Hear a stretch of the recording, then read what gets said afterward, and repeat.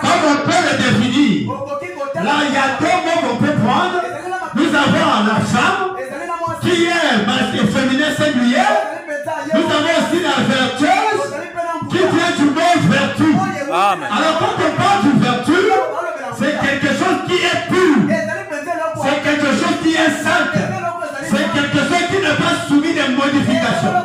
Voilà pourquoi la femme dont nous voulons parler, c'est celle qui n'a pas subi de modifications. C'est cette femme qui n'a pas subi les influences d'un autre. Parce que nous voulons parler d'une femme qui est vraiment vertueuse. Parce que dans la Bible, il a dit, une femme vertueuse est la couronne de son mari.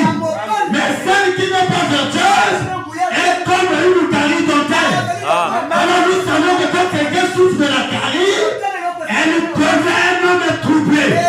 Il ne peut jamais être un homme stable. Parce que toute sa vie, il sera tourmenté par ses douleurs. Voilà pourquoi le proverbe, la Bible fait la comparaison qu'une femme qui n'est pas vertueuse, elle est la honte. Elle est comme une carie dentaire.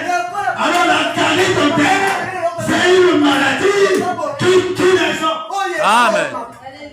Je ne sais pas si vous faites comprendre.